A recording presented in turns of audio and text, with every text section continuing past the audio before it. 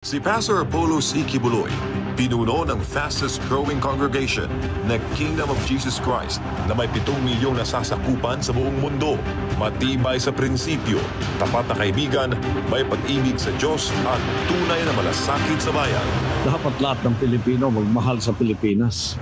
Mula sa isang dukhang pamilya sa Lubao, Pampanga, lumipat sa Davao kung saan siya isinilang noong Abril 25, 1950 sa paanan ng bundok Apo.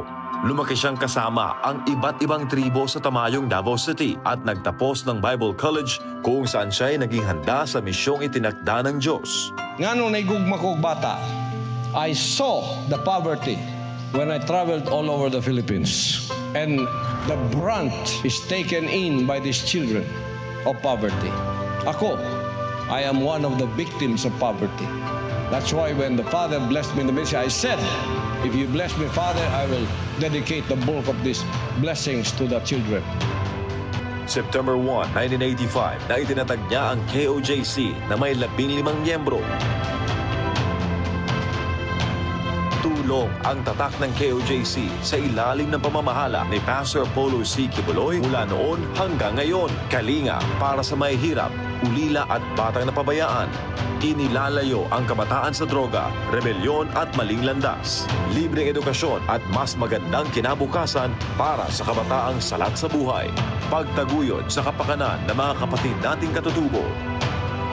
Pagsusulong ng advokasya sa kalikasan at malinis na kapaligiran, agarang aksyon at tulong para sa mga biktima ng kalamidad at sakuna, pagtutok sa nation building upang labanan ang salot na droga, korupsyon at terorismo. Bakit siya tumatakbo bilang senador? Upang ipaglaban ang hustisya, katotohanan at kapakanan ng Pilipino.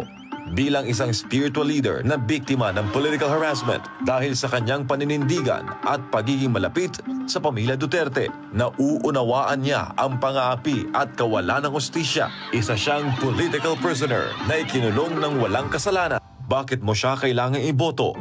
Si Pastor Apollo C. Kibuloy, galit sa korupsyon. Ang Exhibit A niya ay ang KOJC, maunlad, disiplinado, parang first world country. Simple lang ang layunin niya, ayusin ang Pilipinas para sa bawat Pilipino. Mr. Zero Corruption, death penalty sa kurap, tuloy ang laban sa droga at CPP-NPA-NDF. Tagapagtanggol ng inaapi, makakalikasan. Ngayong eleksyon, simulan nating ayusin ang Pilipinas. Pastor Apollo C. Kibuloy, para sa Senado. Vote PDP Laban, and most especially Pastor Apollo Kibuloy.